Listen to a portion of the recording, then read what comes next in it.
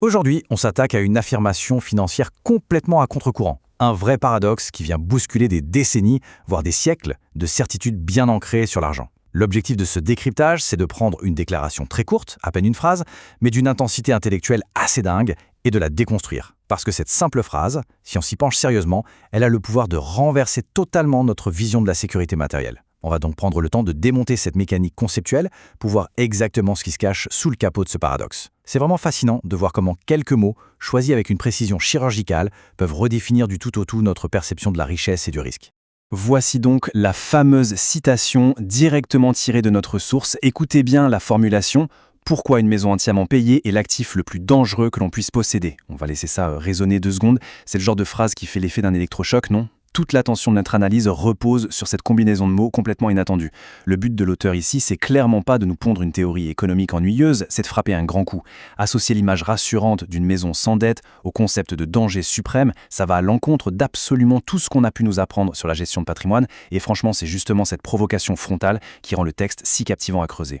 Ce contraste, il illustre à la perfection le gros conflit de notre analyse. À gauche, on a la sagesse populaire, la bonne vieille tradition. Depuis toujours, on nous dit qu'une maison sans hypothèque, c'est le summum de la réussite, le symbole ultime de la protection, le fameux rêve de ne plus rien devoir au banquier et d'avoir un toit garanti sur la tête, quoi qu'il arrive. Mais à droite, on a la prémisse radicale de notre source qui affirme exactement l'inverse. Cette même situation, elle est décrite comme un danger absolu. Le grand écart est total. Blanc contre noir, sécurité contre danger.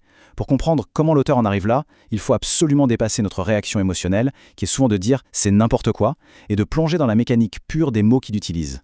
Alors pour vraiment capter le concept, on va devoir ralentir un peu le rythme. Une déclaration aussi dense, ça demande une déconstruction minutieuse, mot par mot.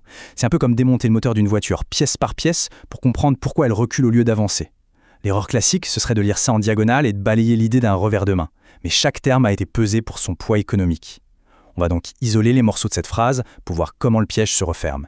Et vous allez voir, c'est en passant à la loupe des termes comme maison payée, actif et dangereux que le génie de cette provocation apparaît en pleine lumière. On commence avec la première partie de l'équation, la fameuse maison entièrement payée.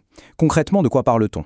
Il s'agit d'une propriété physique détenue libre de tout droit. Il n'y a plus aucun créancier dans le décor, plus aucune mensualité qui tombe à la fin du mois. Le titre de propriété est nickel. Dans le monde réel, c'est un assemblage de briques, de bois et de béton qui appartient à 100% à son occupant.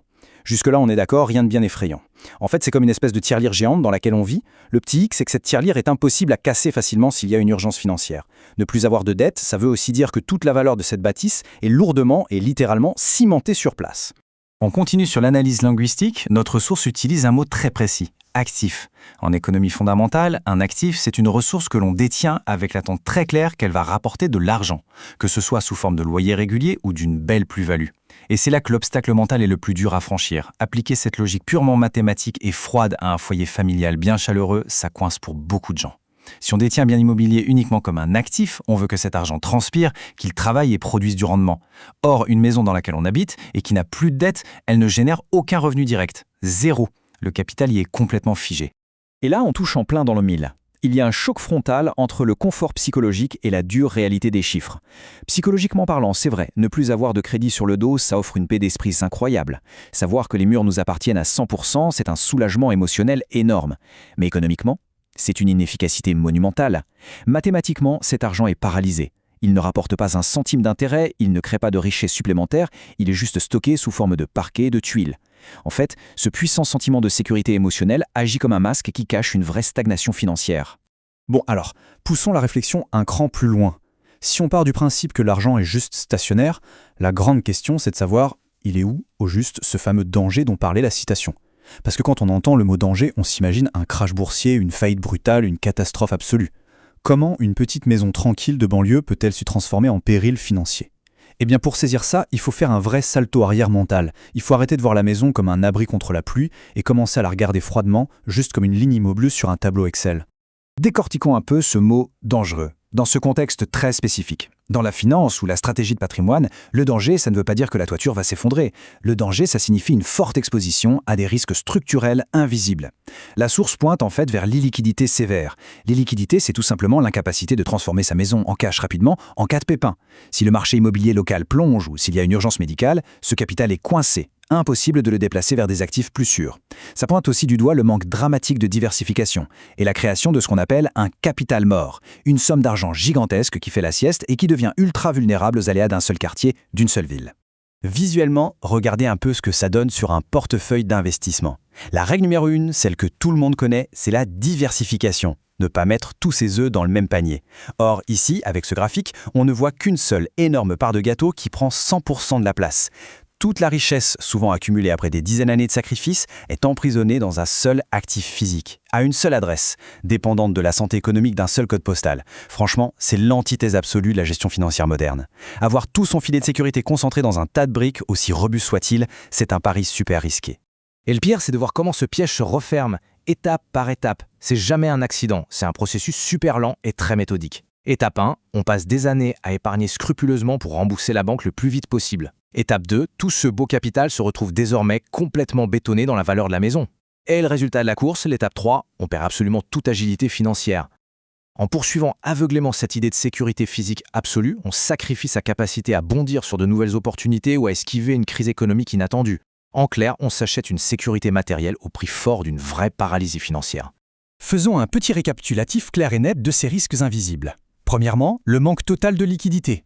On va pas se mentir, on ne peut pas vendre juste la salle de bain pour payer une urgence. C'est tout ou rien. Deuxièmement, zéro diversification. C'est la roulette russe avec son patrimoine.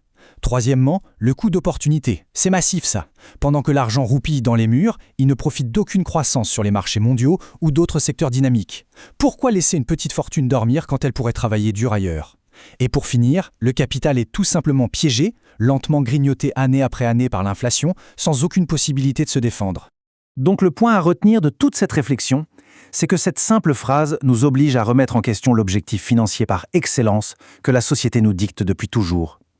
Attention, l'idée n'est pas de dire que devenir propriétaire est une mauvaise chose. Loin de là. L'avertissement de notre source, c'est de voir ce remboursement total de la dette comme la stratégie ultime et indiscutable.